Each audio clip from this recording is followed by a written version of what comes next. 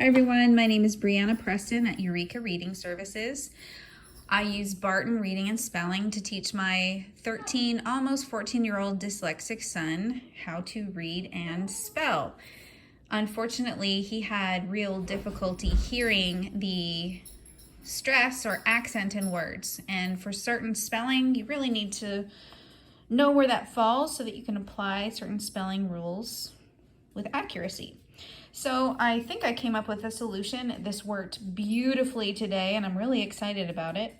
I am going to be using some visual manipulatives, some colored tiles. I've got blue, one yellow, two red, and one green, and several blue.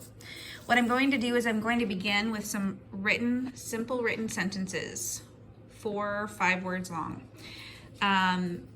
His dog bit me. What we're going to do is begin with a tile for each word. His dog bit me. And what we're going to do is just begin with something that's got some meaning. We emphasize words when we want to change the meaning of the sentence. So we could begin with the yellow tile showing the word that we're emphasizing within the sentence, like this. His dog bit me. And I would show my student this. I would do, I do, and then we do, you do.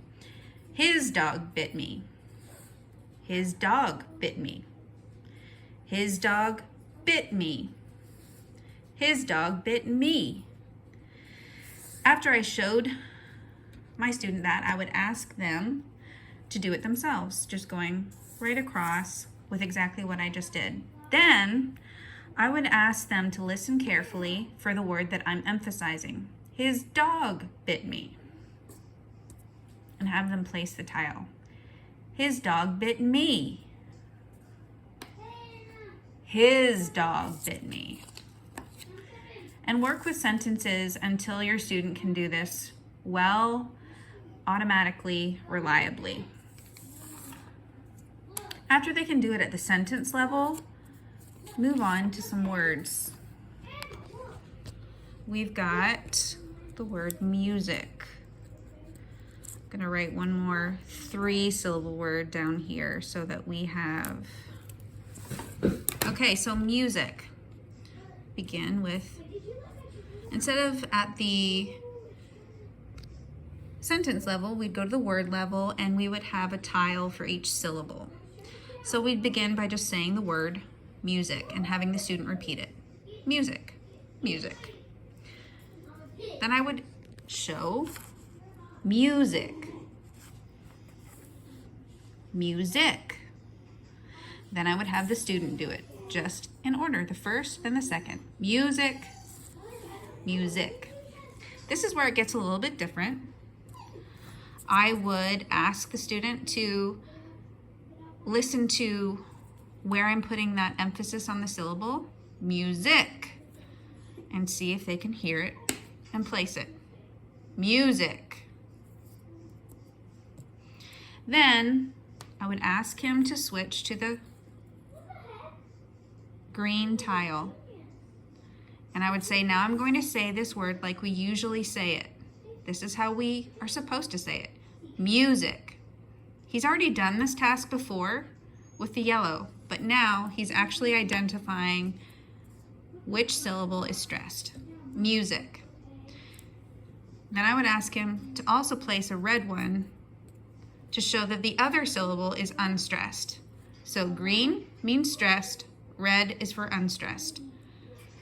Repeat that with as many words as you need to until they're doing that accurately and comfortably.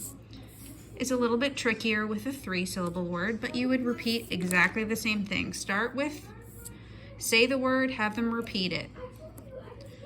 You do it, putting an emphasis on each syllable and showing how it sounds different. Component, component, component. He does it in order.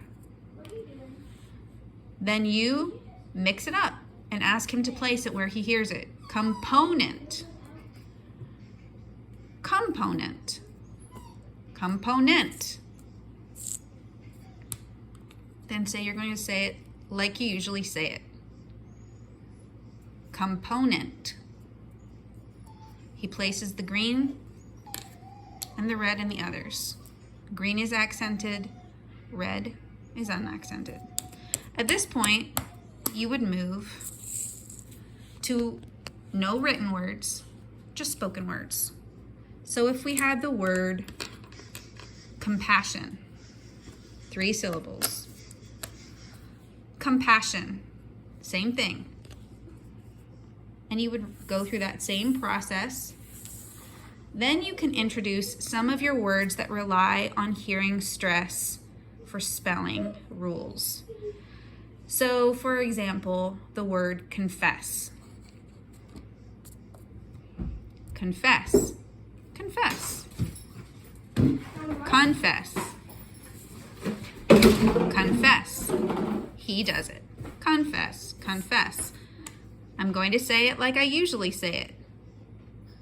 Confess.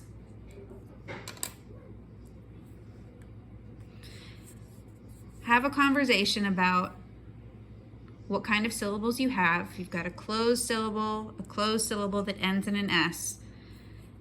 Now that he knows this is accented, he can apply campus confess, and he's got that visual cue to know that he does add an S. If the word was campus, go through the stages. You will get, whoops, you'll get campus. No, he does not add an S because it is unaccented. This really, really helped my son today. We also used, we've got all the schwa rules, and it just made it so much easier doing this. I mean, by the end, I don't think he even realized what he was doing, but he could reliably identify that that sound. And it's kind of like going back to, you're breaking it down into very tiny, discrete pieces, but it really, really helped him. So for banana, same thing. I would say it, banana. He would repeat it, banana. Banana. Banana. Banana. He would go through the process, and then I would ask him to place it where he hears me saying it. Banana.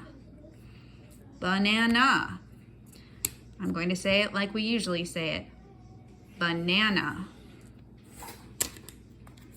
I would ask him where he might hear a schwa. He can't hear a schwa here because we know it's accented. He might hear one here. He might hear one here. There's not a schwa in every unaccented syllable. But what's that first syllable? Ba. Do you hear a schwa? Yes, I do. Is that syllable open or closed? It's open. So what is that letter going to be? It's an A, and so forth. This was just amazing. I hope it helps somebody else as well.